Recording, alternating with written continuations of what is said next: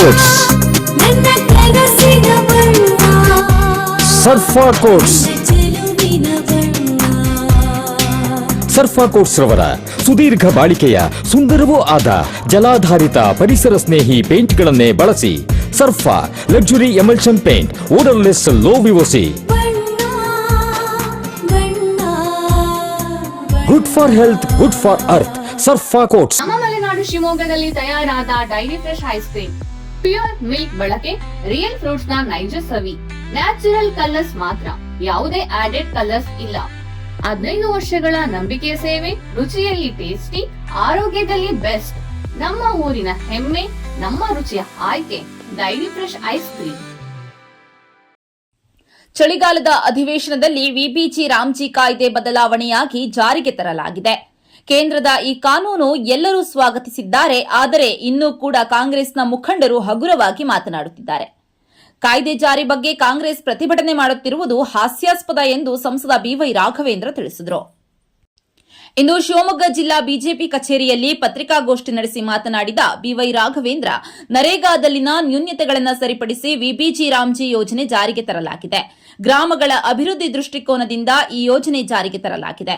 ಕಾಂಗ್ರೆಸ್ ರಾಜಕಾರಣಕ್ಕಾಗಿ ವಿರೋಧ ಮಾಡುತ್ತಿದ್ದು, ಇದು ಅವರ ದಿವಾಳಿತನಕ್ಕೆ ಹಿಡಿದ ಕೈಗನ್ನಡಿಯಾಗಿದೆ ಎಂದು ಸಂಸದ ಬಿವೈ ರಾಘವೇಂದ್ರ ಕಾಂಗ್ರೆಸ್ ಪಕ್ಷದ ವಿರುದ್ಧ ಟೀಕೆ ಮಾಡಿದರು. ಸಣ್ಣ ಬ್ರೇಕ್ ಮುಗಿಸಿ ಸಂಸದ ಬಿವೈ ರಾಘವೇಂದ್ರ ಏನ್ ಹೇಳಿದ್ರು ಕೇಳೋಣ ಬನ್ನಿ. ನಿಯಮಿತ ಸ್ತನ ಪರೀಕ್ಷೆಯಿಂದ ಸ್ತನ ಕ್ಯಾನ್ಸರ್ ಅನ್ನ ತಡೆಯಿರಿ. ಆರಂಭಿಕ ಹಂತದಲ್ಲಿ ಪತ್ತೆ ಹಚ್ಚಿದ್ರೆ ಕ್ಯಾನ್ಸರ್ ಅನ್ನ ಗುಣಪಡಿಸುವ ಸಾಧ್ಯತೆ ಹೆಚ್ಚು. ಸ್ತನ ಕ್ಯಾನ್ಸರ್ನ ಆರಂಭಿಕ ಪತ್ತೆಗಾಗಿ ಸ್ಕ್ಯಾನ್ ಮಾಡಿಸಿಕೊಳ್ಳಿ. ಸಂಪರ್ಕಿಸಿ ನಂಜಪ್ಪ ಆಸ್ಪತ್ರೆ, ಕುವೆಂಪು ರಸ್ತೆ, ಶಿವಮೊಗ್ಗ ಮತ್ತು ಮಾಗನೂರು ಬಸಪ್ಪ ರಸ್ತೆ, ದಾವಣಗೆರೆ. ದೂರವಾಣಿ ಸಂಖ್ಯೆ 081922601111 ಅಥವಾ 081822680000.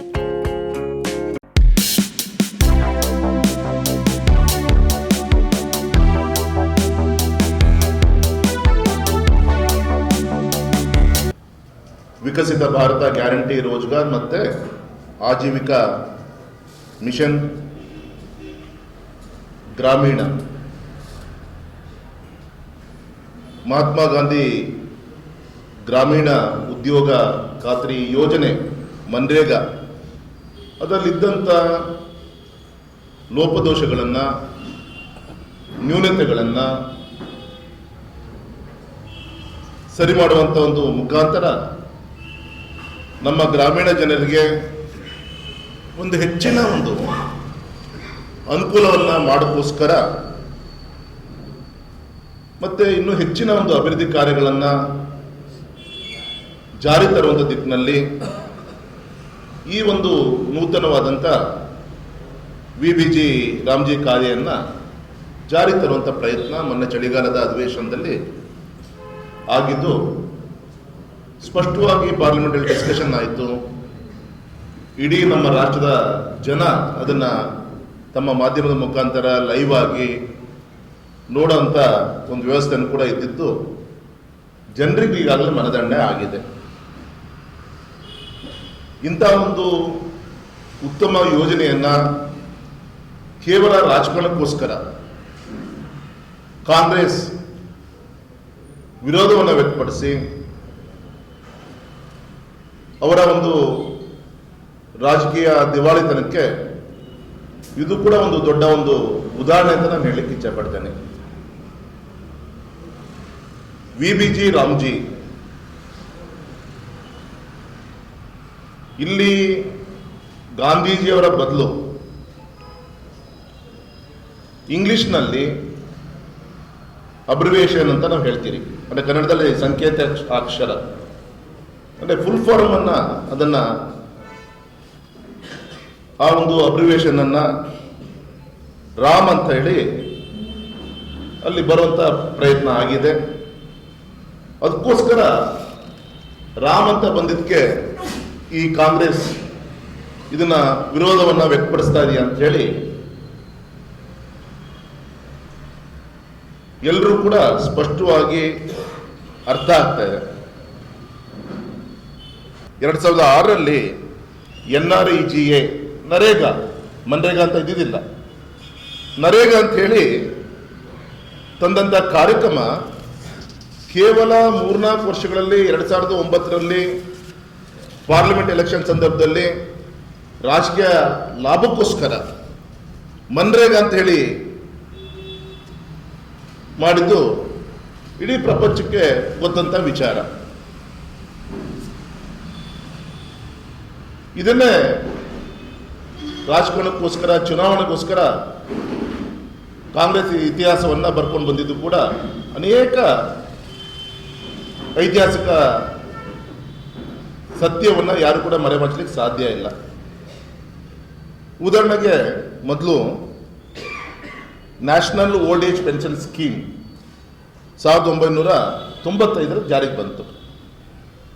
2007ಕ್ಕೆ ಇದೇ ಕಾಂಗ್ರೆಸ್ ಸರ್ಕಾರ Indira Gandhi national old age pension scheme ಅಂತ ಹೇಳಿ IGNOAPS ಕಾಂಗ್ರೆಸ್ ಅವರು ಈ ಥರ ಹೆಸರನ್ನು ಬದಲಾವಣೆ ಮಾಡಿದ್ರು. ಅವಾಗ ಮಹಾತ್ಮ ಗಾಂಧೀಜಿಯವ್ರ ಬಗ್ಗೆ ನೆನಪು ಬರಲಿಲ್ವಾ ನಿಮಗೆ? RTI ಮಾಹಿತಿ ಪ್ರಕಾರ 2014ರ ಪೂರ್ವದಲ್ಲಿ ಸುಮಾರು 450ಕ್ಕಿಂತ ಹೆಚ್ಚಿನ ಸರ್ಕಾರಿ ಯೋಜನೆಗಳಿಗೆ, ಸರ್ಕಾರಿ ಕಾರ್ಯಕ್ರಮಗಳಿಗೆ, ಆ ಸಂಸ್ಥೆಗಳಿಗೆ ಕೇವಲ 3 ಜನರ ಹೆಸರನ್ನ ಇಟ್ಕೊಂಡ್ಬರೋಂಥ ಪ್ರಯತ್ನ.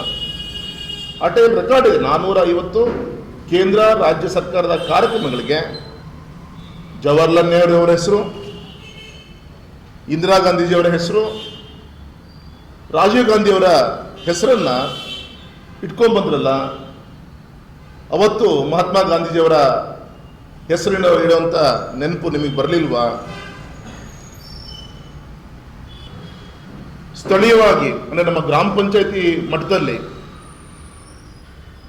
ನಾವು ನಿರ್ಧಾರವನ್ನು ತೆಗೆದುಕೊಳ್ಳುವಂಥದ್ದು ವಿಚಾರಕ್ಕೆ ಕಡಿವಾಣ ಹಾಕಿಬಿಟ್ರು ಈ ಒಂದು ಕಾಯ್ದೆಯಲ್ಲಿ ಅಂತ ಹೇಳ್ತಾರೆ.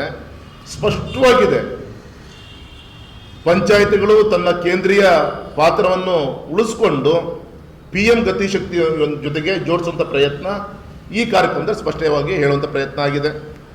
ಕಟ್ಟುನಿಟ್ಟಿನ ವೇಳಾಪಟ್ಟಿ ತರುವ ಮುಖಾಂತರ ಬಡವರ ಹೊಟ್ಟೆ ಮೇಲೆ ಹೊಡೆಯುವಂಥ ಕೆಲಸವನ್ನು ಮಾಡಿದ್ರು ಅಂತ ಹೇಳಿ ಹೇಳ್ತಾ ಇದ್ದಾರೆ. ಗುಳಿಯ ಹೋಗೋದನ್ನು ತಪ್ಪಿಸೋಸ್ಕರ ಸ್ಪಷ್ಟವಾಗಿ 100ರಿಂದ 125 ಮಾಡುವಂಥ ಪ್ರಯತ್ನ ಮಾಡಿದ್ರು ಕೂಡ ಈ ರೀತಿಯಂಥ ಸುಳ್ಳು ಆರೋಪವನ್ನು ನೀವು ಹೇಳ್ತಾ ಇದ್ದೀರಿ. ಭ್ರಷ್ಟಾಚಾರ, ಸೋರಿಕೆಗಳನ್ನು ಈ ಒಂದು ಕಾಯ್ದೆಯಿಂದ ಮುಂದುವರಿಸುವಂಥ ಒಂದು ಪ್ರಯತ್ನ ಮೋದಿಜಿಯವರೊಂದು ನೇತೃತ್ವ ಸರ್ಕಾರ ಅಂತ ಹೇಳಿ ನೀವೇನು ಹೇಳ್ತಾ ಇದ್ದೀರಿ. ಇವತ್ತಿನ ಒಂದು ಆರ್ಟಿಫಿಷಿಯಲ್ ಇಂಟೆಲಿಜೆನ್ಸಿಯನ್ನು ಉಪಯೋಗಿಸ್ಕೊಂಡು ವಂಚನೆ ಇರ್ಬೋದು, ಅದರಲ್ಲಾಗುವಂಥ ತಪ್ಪುಗಳಿರ್ಬೋದು, GPS ಮುಖಾಂತರ ಟ್ರ್ಯಾಕಿಂಗ್ ಇರ್ಬೋದು, ಒಂದು ಸ್ಪಷ್ಟವಾದಂಥ ಒಂದು ಸಮಯದ ಡ್ಯಾಶ್ಬೋರ್ಡ್ಗಳನ್ನು ಮತ್ತು ಸಾಮಾಜಿಕ ಲೆಕ್ಕ ಪರಿಶೋಧನೆಗಳನ್ನು, ದುರುಪಯೋಗವನ್ನು, ಭ್ರಷ್ಟಾಚಾರವನ್ನು ಕಡಿಮೆ ಮಾಡಲಿಕ್ಕೆ ಇವತ್ತು AI ಯುಟಿಲೈಸ್ ಮಾಡಿಕೊಂಡು ಈ ಕಾರ್ಯಕ್ರಮವನ್ನು ತರುವಂಥ ಕೆಲಸ ಇದರಲ್ಲಿ ಮಾಡಿದ್ದಾರೆ.